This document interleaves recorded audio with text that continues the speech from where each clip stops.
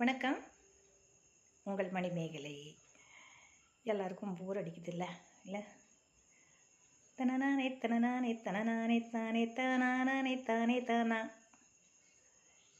இதில் தான் சொல்லணும்னு இல்லை, சும்மா எப்பயுமே ஒரே மாதிரி இருந்தால் உங்களுக்கு ஒன்றும் போர் அடிக்குது தானே இல்லை? அதனால் நம்ம சொல்லலாம். இப்போ வாய்மை என்ற குறளில் 3 குறள் உங்களுக்கு இருக்குது. வாய்மையில் 3 குறட்பாக்கள் வந்துருச்சு.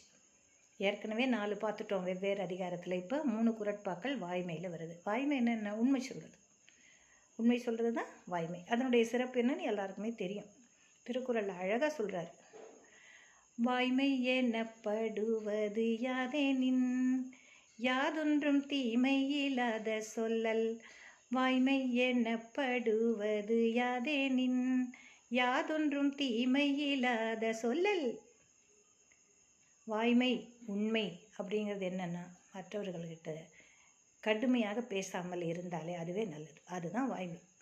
கடுமையான வார்த்தைகளை பயன்படுத்தாமல் இருப்பதே சிறந்த வாய்மை. புரிஞ்சிச்சா? அடுத்த குறளுக்கு போகலாமா?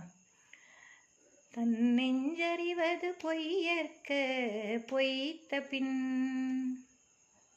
தன்னெஞ்சே தன்னை சுடும்.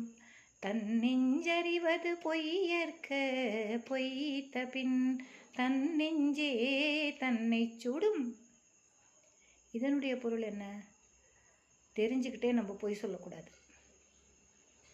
பொய் சொல்ல போகிறோம்னு தெரிஞ்சுக்கிட்டே எந்த விஷயத்துக்காக நிறைய பேர் பொய் சொல்லுவோம் இல்லையா? அந்த மாதிரி சொல்லக்கூடாது.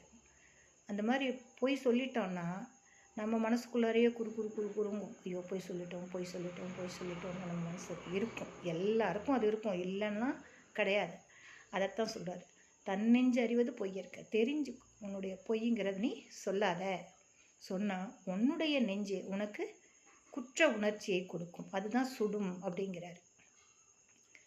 அடுத்துக்கு போகலாமா?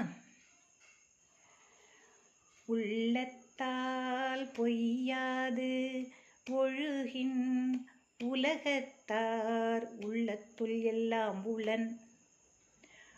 உள்ளத்தால் பொய்யாதொழுகின் உலகத்தார் உள்ளத்துள் எல்லாம் உளன். இதுக்கு என்ன பொருள்?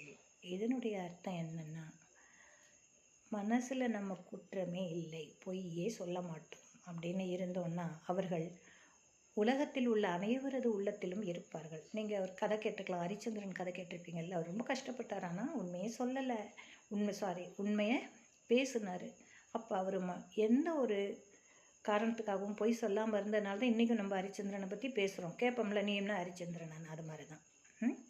எப்போயுமே என்ன சொல்லக்கூடாது? பொய் இல்லாமல் உண்மையாக நம்ம வாழ்ந்தால் உலகத்தில் இருக்க எல்லாருடைய மனசிலும் நம்ம எப்போவுமே இருப்போம். அதுதான். நன்றி. நாளைக்கும் மீண்டும் நான் உங்களை சந்திப்பேன்.